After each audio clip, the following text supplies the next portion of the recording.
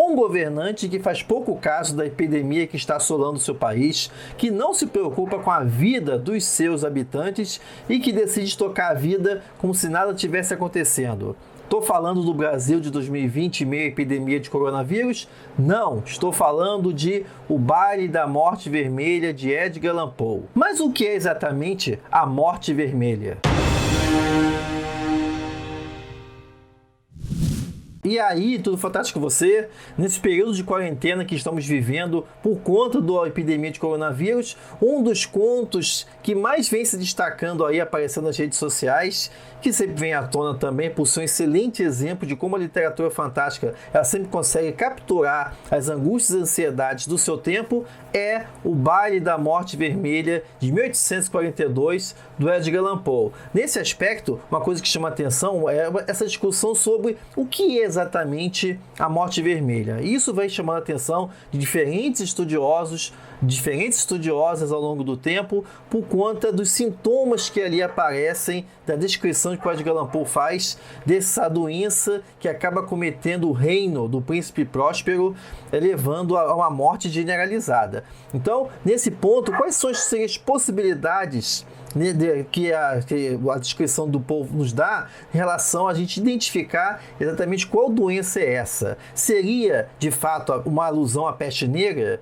Seria tuberculose? Ou algo mais? Algo que aponta para a genialidade quase profética do Poe em poder capturar esses elementos e, usando elementos do fantástico, criar uma doença que existe no nosso tempo. Nesse ponto, já fica o convite para você assistir também aos outros vídeos que aqui, esse vídeo daqui vai estar relacionado, que vai estar dentro da série Poe 210 anos, que faz menção justamente ao aniversário do Edgar Allan Poe, e tem outros vídeos aqui nessa playlist para você assistir. Também já fica o convite para você entrar no grupo do canal do Telegram, canal do Fantástico Cursos no Telegram, onde eu sempre coloco comentários extras, faço também divulgação de artigos, também de eventos e outras informações interessantes do universo da fantasia, do gótico, do horror e da ficção científica. Tá aí embaixo na descrição, canal do Fantástico Cursos no Telegram. Vou usar aqui com uma tradução a edição da editora Edra, daqui do Edgar Allan Poe, O Gato Preto e Outros Contos. Essa é uma edição até aqui de clássicos da escola. Foi até uma edição que eu fiz o suprimento para o professor, né? Para o professor usar em sala de aula. A Edra pediu para eu fazer uma série de perguntas e tal, para o professor usar em sala de aula.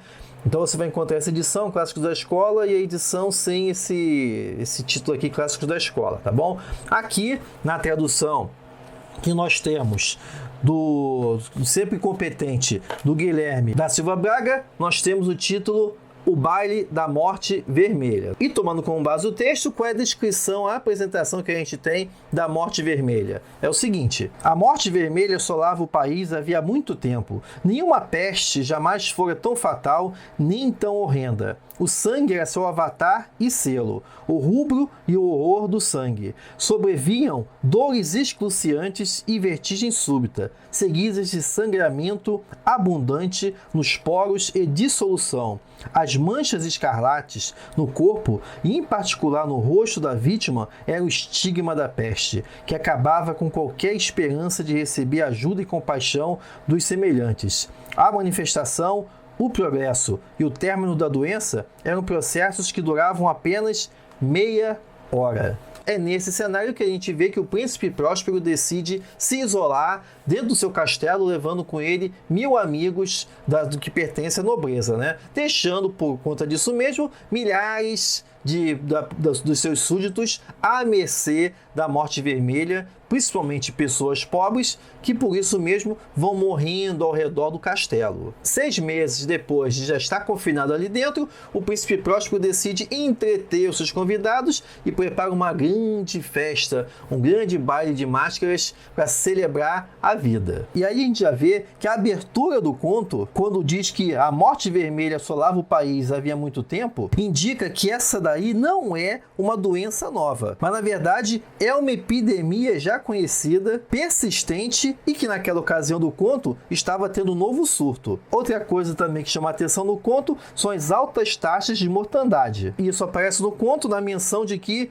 quase metade dos súditos haviam perecido. Nesse sentido, a gente vê como é que o Poe cria uma descrição bem gráfica das características clínicas e do próprio curso dessa doença, desde os sintomas iniciais até a morte. Nesse ponto, o conto deixa entrever nas suas entrelinhas de que a transmissão da morte vermelha ela é acelerada principalmente em situações de agrupamento social, porque parece ser uma transmissão pessoa para pessoa, e que também a doença se espalha pelo ar. Uma vez contaminada, como diz o texto, a pessoa ficava sem qualquer esperança de receber ajuda e compaixão dos semelhantes. Elementos que a gente tem que levar em conta nessa análise da doença é o fato de que o príncipe Próspero e seus convidados ficaram confinados dentro do castelo por um período de 6 meses. Isso já indica também a questão da incubação da doença. Isso quer dizer que, se após 6 meses é que a morte rubra aparece para matar todos ali do salão,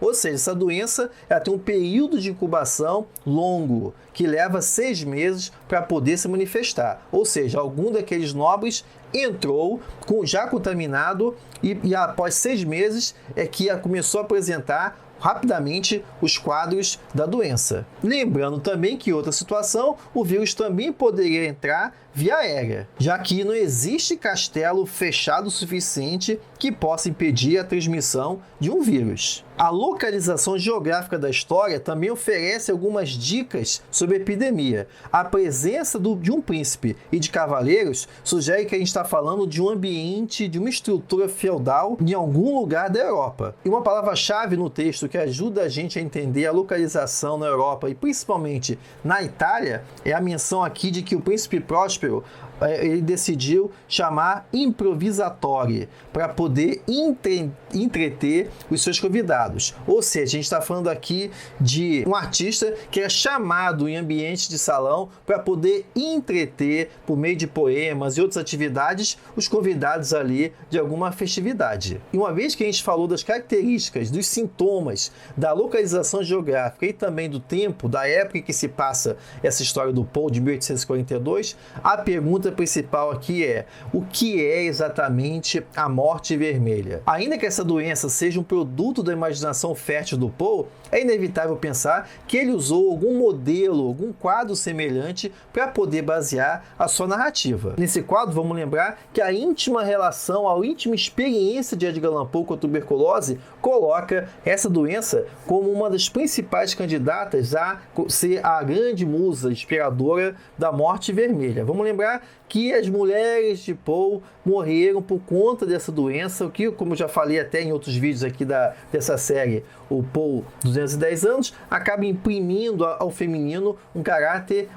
místico, um caráter sobrenatural, né? Lembrar que a esposa do Poe, a mãe adotiva, a mãe biológica, todos morreram de tuberculose. Então, nesse aspecto, quando a gente vê a descrição de sintomas da morte vermelha, também são sintomas semelhantes que são observados em pessoas que estão acometidas de tuberculose. Lembrando, isso em uma época em que ainda não se sabia a cura da tuberculose. Então, por exemplo, no conto fala das manchas escarlates que ficavam no rosto das vítimas, e também isso acontecia com quem tinha tuberculose. O Poe, por exemplo, ele ficava sempre cuidando da esposa dele, e nesse processo ele ficava tirando as marcas de sangue que ficavam no rosto da sua esposa enquanto ela tinha os seus acessos de tosse por conta da doença. Fora a tuberculose, outra descrição que o Poe faz da morte vermelha é a questão da febre, o que faz a gente imaginar que é uma febre hemorrágica de causa viral. E nesse ponto chama a atenção o fato de que o Poe vivia numa época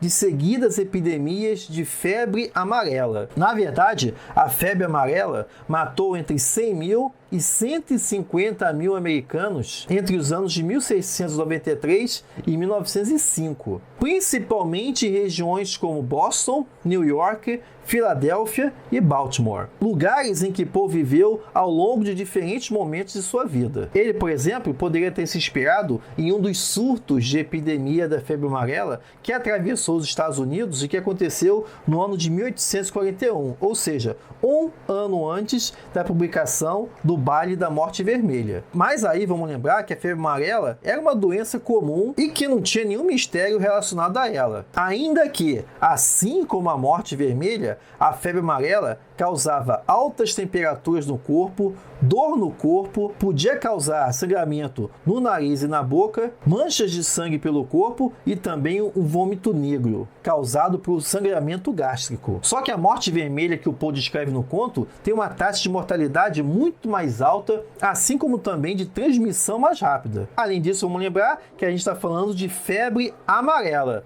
enquanto o Poe destaca o elemento vermelho da sua doença. Provavelmente o Poe resolveu batizar a doença do seu conto como morte vermelha justamente para fazer uma diferenciação em relação à morte negra, que hoje em dia a gente conhece como a peste bubônica. E por isso mesmo, chama a atenção aqui para o fato da palavra vermelho, o que faz menção direta a essa profusão de sangramento da doença do Poe. E aí a gente chega no grande ponto. Além da tuberculose e da febre amarela, qual seria um grande candidata a que se encaixa melhor na descrição da morte vermelha? E aí, preste atenção na genialidade do Poe, quase profética, de descrever uma doença em 1842 que viria a aparecer apenas no século XX. Qual doença é essa? Estou falando aqui do Ebola Marburg. O vírus Marburg pertence à família do Ebola e causa exatamente a febre hemorrágica que é descrita no conto e que também já aconteceu na Europa. Só que, escrevendo o seu conto na década de 1840, é muito provável que o Poe nunca tenha ouvido falar sobre Ebola ou ainda mais de vírus Marburg. E quais são exatamente as características que fazem com que esse vírus Marburg, também chamado de Ebola Marburg, seja a melhor candidata para descrever a morte vermelha? Durante o seu isolamento dentro do castelo com seus convidados, o Próspero ele acaba cometendo o erro de providenciar entretenimento na forma de bufões, improvisatório e também dançarinos. Nessas ocasiões, como a história mostra, animais eram parte do programa. Isso era muito comum de ser visto, por exemplo, em celebrações de artistas venezianos. Nessas ocasiões também, o uso de animais exóticos era parte do encantamento das festas. É fácil imaginar nesse caso, nesse carnaval de máscaras oferecido pelo Próspero, a presença de macacos importados das colônias da África. Os macacos ali poderiam ter detonado uma febre hemorrágica Marburg como vista em laboratórios europeus em tempos recentes. Só que, nesse cenário, a manifestação do vírus Marburg depende da presença de macacos na história. E o Poe não faz menção à presença desses animais. Lembrando, todavia, que esse cenário de contaminação observado dentro aí do salão do Próspero não explicaria a epidemia que está acontecendo na população geral, a menos que isso acaba também atribuindo uma dimensão sociológica aí no conto do Poe, da mesma forma que, por exemplo, o coronavírus foi trazida para o Brasil por meio de pessoas que podiam ir lá viajar, ou seja, uma classe social de pessoas que podiam viajar para o exterior e trouxe para o Brasil uma doença que acabou se espalhando entre todas as camadas sociais da população. Também as festividades vistas aí pelo príncipe Próspero também poderiam ter liberado na população mais pobre, na população geral, também o vírus Marburg entre a população. O fato é que uma das epidemias do Ebola Marburg, que aconteceu no Sudão, na África, em 1976, provocava os mesmos sintomas que o Poe relata na sua narrativa sobre a morte vermelha. E da mesma forma que a epidemia da morte vermelha, o Ebola até hoje permanece envolto em mistérios, apesar ainda das investigações tecnológicas que buscam desvendar os mistérios dessa doença. As origens do Ebola, assim como a sua localização exata e comportamento entre as epidemias, ainda permanece pouco entendido. Diferentes variações desse vírus provocam diferentes taxas de mortalidade, sendo o segmento Ebola Zaire a mais letal. A morte vermelha do Poe traz à mente alguma das manifestações do vírus Ebola na sua forma mais virulenta. Assim sendo, tendo sido inspirada na tuberculose, ou na febre amarela, ou na peste negra, o que chama atenção aqui é a imaginação do Poe em criar uma doença que, um século depois, teria suas primeiras manifestações na natureza. E se nessa altura do campeonato você está pensando assim, pô, o professor sabe tudo, sabe até de epidemia. Não, eu vou deixar marcado aí embaixo na descrição do vídeo um artigo muito interessante para você que escreve, para você que pesquisa, para você que leciona, ver essa importância da imaginação criativa do Edgar Allan Poe. É um artigo dos doutores Vora e também Ramanan, da Universidade, do curso de Medicina da Universidade de Connecticut, que fizeram um artigo justamente apontando os pontos de contato da morte vermelha do Poe com o vírus Ebola Marburg, tá bom? Isso mostra o quê? Isso mostra a capacidade imaginativa do Edgar Allan Poe. Lembrando também, se você quer criar, usar essa imaginação criativa, se você quer explorar o potencial